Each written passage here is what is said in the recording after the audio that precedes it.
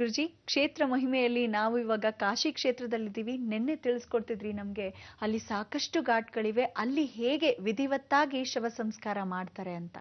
ಇಲ್ಲಿ ಕಾಶಿ ಕ್ಷೇತ್ರದಲ್ಲಿ ವಿಧಿವತ್ತಾಗಿ ಶವ ಸಂಸ್ಕಾರ ಮಾಡೋದ್ರಲ್ಲಿ ಒಂದು ವಿಶೇಷ ಅಂದರೆ, ಎಷ್ಟೋ ಜನಕ್ಕೆ ಮೊದಲೇ ಒಂದ್ಸಲ ಕಾರ್ಯಕ್ರಮದಲ್ಲೂ ಹೇಳಿದ್ದೀನಿ, ಇಲ್ಲಿ ಭೂತ ಪ್ರೇತ ಪಿಶಾಚಿಗಳನ್ನು ಬಿಡಿಸ್ತಕ್ಕಂಥ ವಿಚಾರಗಳು, ಭೂತ ಪ್ರೇತ ಪಿಶಾಚಿಗಳನ್ನು ವಶೀಕರಣ ವಿಚಾರಗಳು, ಭೂತ ಪ್ರೇತ ಪಿಶಾಚಿಗಳನ್ನು ಮುಗಿಸಿ ಓಡಿಸ್ತಕ್ಕಂಥ ವಿಚಾರಗಳು, ಅಂದರೆ ಎಲ್ಲ ರೀತಿಯಾದ ಕಾರ್ಯಗಳು ಇಲ್ಲಿ ನಡೆಯುತ್ತೆ.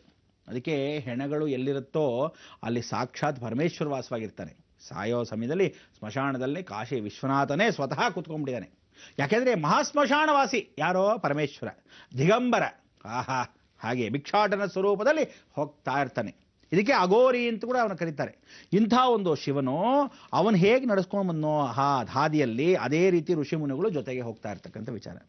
ಇಲ್ಲಿ ಏನಾಗುತ್ತೆ, ದಡ ದಾಟ್ ಆ ಕಡೆ ಎಲ್ಲ ವಾಮಾಚಾರ, ದಡದ ಈ ಕಡೆ ಎಲ್ಲ ಸತ್ಯಾಚಾರ. ಅದಕ್ಕೆ ಸತ್ಯಾಚಾರದಲ್ಲಿ ನಿಮಗೆಲ್ಲರಿಗೂ ಏನು ಹೇಳ್ತೀನಿ, ಇಡೀ ಜಗತ್ತಿನ ದೊಡ್ಡ ಸ್ಮಶಾನವಾಗಿರೋದ್ರಿಂದ ಯಾರು ಯಾವ ಕಾಲಕ್ಕೂ ಗಂಗೆಯಲ್ಲಿ ಒಂದು ಸಲ ಮುಳುಗಿ ಎದ್ದರೆ ಸಾಕು, ಆ ಗಂಗೆಯಲ್ಲಿ ಬರ್ತಕ್ಕಂಥ ಪಾಪಕರ್ಮ ಕಳ್ಕೋಬಹುದು. ಗಂಗೆ ಕ್ಷೇತ್ರದಲ್ಲೇ ಯಾರು ಪಿಂಡಾಂತರಗಳನ್ನು ಬಿಡ್ತಾರೋ, ಸಂಸ್ಕಾರಗಳನ್ನ ಒಂದು ಸಲ ಮಾಡಿಸ್ಕೊಂತಾರೋ, ತಿಥಿ ಕಾರ್ಯಗಳನ್ನು, ಇಡೀ ಜಗತ್ತಿನ ಸಂಸ್ಕಾರದಲ್ಲೇ ಅದು ಶಾಶ್ವತ.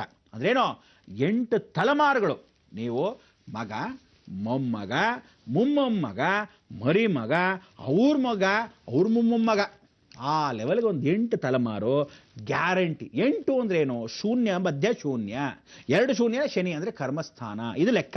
ಆ ಕರ್ಮಸ್ಥಾನಾಧಿಪತಿ ಶನಿಯ ಸಂಖ್ಯೆ 8 ಆಗಿರೋದ್ರಿಂದ ಶನಿಯ ದಾರಿದ್ರ ಪರಿನಾಶನಾರ್ಥಂ ಇಡೀ ಕರ್ಮಗಳನ್ನು ಕಳಿತಕ್ಕಂಥದ್ದು ಇಷ್ಟು ವಂಶವನ್ನು ಪರಿವರ್ತನೆ ಮಾಡ್ಕೊಡ್ತಾನೆ. ಅಂದರೆ ಅಷ್ಟು ವಂಶಗಳಾಗಿ ಸತ್ತೋಗಿದ್ದವರು ಅಷ್ಟು ಜನಕ್ಕೆ ಮೋಕ್ಷ ಲೋಕಕ್ಕೆ ಕಳಿಸ್ಕೊಡಕ್ಕೆ ವ್ಯವಸ್ಥೆ.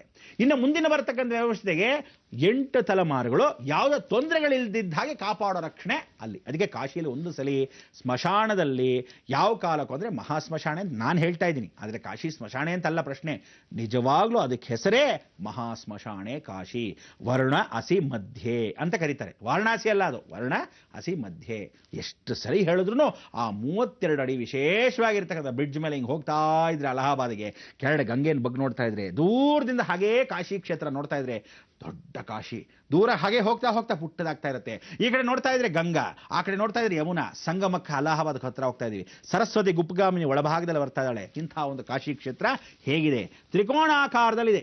ಆ ತ್ರಿಕೋಣಾಕಾರದಲ್ಲಿ ಅಂದರೆ ಯಾವ ತ್ರಿಕೋಣದಲ್ಲಿ ಸರ್ವಜ್ಞಾನ ಮೋಕ್ಷ ಪ್ರದಾಯಕಂ. ಮೋಕ್ಷ ಪ್ರದಾಯಕ ಅಂದ್ರೆ ಯಾವ್ಯಾವ ಸಾಯ್ತಾನೋ ಕಾಶಿನಲ್ಲಿ, ಜಗತ್ತಲ್ಲಿ ಇನ್ಯಾವ ಕಾಲಕ್ಕೂ ಅವನು ಹುಟ್ಟಿಲ್ಲ ಮತ್ತೆ, ಅಂದರೆ ಪುನರ್ಜನ್ಮ ಇಲ್ಲ.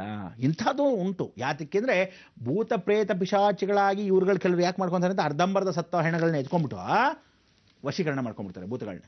ಅದು ಆ ಕಡೆ ದಡದಲ್ಲಿ. ಇದು ಭಾಳ ಭಯಂಕರ ಅಂತ ಇಟ್ಕೊಳ್ಳಿ. ಬಿಡಿ, ನೀವೇನು ಮಾಡಬೇಕು, ಇಲ್ಲಿ ಹೋದವರು ಎಲ್ಲಿ ನಿಲ್ಕೊಂಡು ಕೇಳಿದೆ, ಹನುಮಾನ್ ಘಾಟಲ್ಲಿ ಇಳ್ಕೊಳ್ಳಿಕ್ಕಿದೆ. ಅಲ್ಲಿ ಯಾಕೆ ಅಂದರೆ ಎಲ್ಲ ಬ್ರಾಹ್ಮಣರು ಅಲ್ಲೇ ಇದ್ದಾರೆ. ತಿಥಿ ಕಾರ್ಯ ಮಾಡಿಸೋರೆಲ್ಲ ಸಾಧಾರಣವಾಗಿ ಉಡುಪಿ ಮಠದಿಂದ ಹಿಡಿದು, ಕಂಚಿ ಮಠದಿಂದ ಹಿಡಿದು, ಶೃಂಗೇರಿ ಮಠದಿಂದ ಹಿಡಿದು, ವ್ಯಾಸರಾಯ ಮಠದಿಂದ ಹಿಡಿದು ಯಾವ ದಕ್ಷಿಣದಲ್ಲಿ ಇರ್ತಕ್ಕಂಥ ಅಷ್ಟೂ ಮಠಗಳು ಒಂದೇ ಕಡೆ ಇದೆ.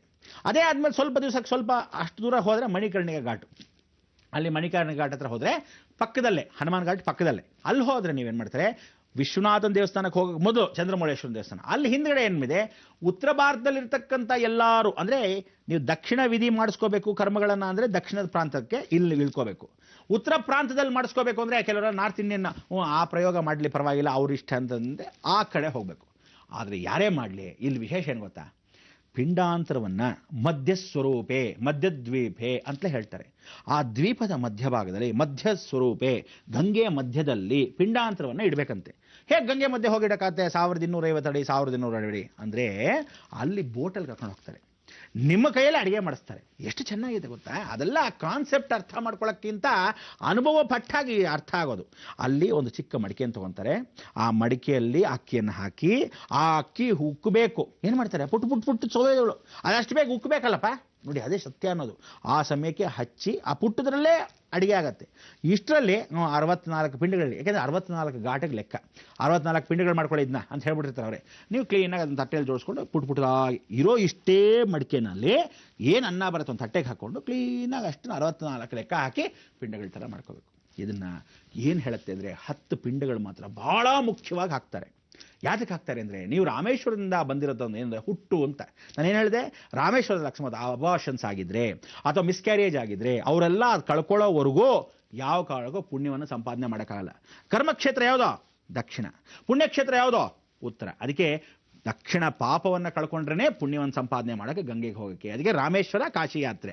ಅದಕ್ಕೆ ಅಂಥ ವೈಶಿಷ್ಟ್ಯತೆ ಇಲ್ಲಿ ಪಿಂಡಾಂತರದಲ್ಲಿ 10 ಪಿಂಡಗಳು. ಏನು ಹೇಳುತ್ತೆ ಗೊತ್ತಾ, ಎಷ್ಟು ಅಳು ಬರುತ್ತೆ ಅಂದರೆ ಪ್ರತಿಯೊಬ್ಬನಿಗೂ ಅಷ್ಟು ಚೆನ್ನಾಗಿ ಅಳು ಬರುತ್ತೆ. ಏನು ಅಂದರೆ, ತಾಯಿ ಮೊದಲನೇ ಗರ್ಭಧಾರಣೆ ಮಾಡ್ಕೊಂಡ್ರೆ ಅಂದರೆ ಇಡೀ ಜಗತ್ತಿನ ಕೊಳಕನ್ನು ತಾನು ಸ್ವೀಕರಿಸ್ತಾಳಂತೆ. ಮೈ ವೇಸ್ಟ್ ಇಸ್ ಗೋ ಬಿಸ್ಟ್ ಅಂತ ಹೇಳ್ತಾನೆ. ಅವನೇನೋ ಇಡೀ ಪುರುಷಾರ್ಥಕ್ಕೆ ಯಾವನೋ ಒಂದು ಹೆಣ್ಣನ್ನು ಉಪಯೋಗಿಸ್ಕೊಂಡ್ಬಿಡ್ತಾನೆ. ಆದರೆ ಅವಳು ಈ ಒಂದು ಕಸವನ್ನ ತಾನು ಸ್ವೀಕರಿಸ್ತಾಳೆ, ಗರ್ಭದಲ್ಲಿ ಹಾಕೊಂತಾಳೆ. ಅದಕ್ಕೆ ಒಂದು ಪಿಂಡಾಂತರ. ನಾನು ಆ ಋಣವನ್ನು ತೀರಿಸ್ಕೊತಾ ಇದ್ದೀನಿ, ಆ ತಪ್ಪಿಗೆ ಪ್ರಾಯಶ್ಚಿತ್ತ ಅಂತ ಒಂದು ಪಿಂಡವನ್ನು ಹಾಕ್ತಾರೆ. ಎರಡನೇದು, 1ನೇ ತಿಂಗಳು ಆ ಮಗು ಅಕಸ್ಮಾತ್ ಮೀನ್ ಥರ ಓಡಾಡ್ತಿದೆ, ಅದಕ್ಕೆ ಆಹಾರಗಳು ಬೇಕು, ಪೋಷಣೆ ಬೇಕು, ಅದಕ್ಕೆ ಇವಳಿಗೆ ಬೇಕಾಗಿರ್ತಕ್ಕಂಥ ಉಪಾಸನೆ ಏನು, ಅದಕ್ಕೆ ಆ ಕರ್ಮವನ್ನು ಕಳ್ಕೊಳ್ಳೋಕ್ಕೆ ಒಂದು ಪಿಂಡಾಂತರ, 2ನೇ ಪಿಂಡಾಂತರ. 2ನೇ ಪಿಂಡಾಂತರದಲ್ಲಿ 2ನೇ ತಿಂಗಳು ಆ ಸಮಯಕ್ಕೆ ಮಿಸ್ಕ್ಯಾರೇಜ್ ಆಗೋಕ್ಕೆ ಅವಕಾಶಗಳು. ಯಾರು ಕುಜ ಬರ್ತಾನೆ ಕತ್ತರಿಸ್ಬಿಡ್ತಾನೆ, ಅದಕ್ಕೋಸ್ಕರ ಆ ಕುಜ ಬಂದಾಗ ರೋಗದೋಷದಿಂದ ಯಾರಾದ್ರೂ ಔಷಧಿಗಳು ಹಾಕಿಬಿಟ್ರೆ ಸಾಯಿಸ್ಬಿಡ್ಬೋದು. ಅದಕ್ಕೆ ಕಾಪಾಡ್ಕೊಂಡ್ಳು ಅವಳು. ಹೇಗೆ ಕಾಪಾಡ್ಕೊಂಡ್ಳು, ಅನ್ನ ಆಹಾರಗಳನ್ನು ಸರಿಯಾಗಿ, ನಿದ್ರಾ ಆಹಾರಗಳು ಇಲ್ಲದೆ ಆ ನೋವು ತಡ್ಕೊಳಕ್ಕೆ ಶುರು ಮಾಡಿದ್ಲು 3ನೇ ತಿಂಗಳಿಂದ. ಅದಕ್ಕೆ ಪಿಂಡ ಆಹಾರಗಳು, ಅದಕ್ಕೆ ಒಂದು ಪಿಂಡ. ಹೀಗೆ ಒಂದೊಂದೇ 9 ತಿಂಗಳು ತಾನು ಗರ್ಭದಲ್ಲಿ ಹಾಕೊಂಡಿರತಕ್ಕಂಥ ಮಗುಗೆ ಆ ಕರ್ಮಪಿಂಡವನ್ನ ತಾನು ಸ್ವೀಕರಿಸಿ ಪರಿವರ್ತನಾ ಸ್ವರೂಪಕ್ಕೆ ಜಗತ್ತಿಗೆ ತರೋವರೆಗೂ 10 ಪಿಂಡಗಳನ್ನು ಹಾಕ್ತಾರೆ. ಅಂದರೆ ತಾಯಿಗೆ ಕೊಡ್ತಕ್ಕಂಥ ಬೆಲೆ. ಈ 64 ಪಿಂಡಗಳು ಹಾಕುವ ಸಮಯದಲ್ಲಿ 10 ಪಿಂಡಗಳು ಹಾಕುವಾಗ ಒಂದೊಂದು ಅರ್ಥ ಹೇಳ್ತಾರೆ.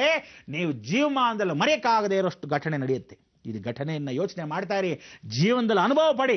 ಅಂಥ ಸಂತೋಷ ನಾ ಭೂತೋ ನಾ ಭವಿಷ್ಯತಿ.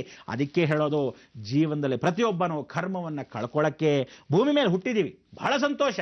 ಆದರೆ ಹೇಗೆ ಅಂತ ಅರ್ಥ ಮಾಡ್ಕೊಳ್ಳದೆ ಜೀವನ ಸುಮ್ಮನೆ ನಶ್ವರ ಪಡಿಸ್ಕೊಂಡ್ಬಿಟ್ರೆ ಪ್ರಯೋಜನವೇನು? ಪುಣ್ಯವನ್ನು ಹೇಗೆ ಸಂಪಾದಿಸ್ತೀರಾ, ಮೋಕ್ಷವನ್ನು ಹೇಗೆ ಪಡಿತೀರಾ, ಅದನ್ನು ಯೋಚನೆ ಮಾಡ್ತಾ ಇರಿ.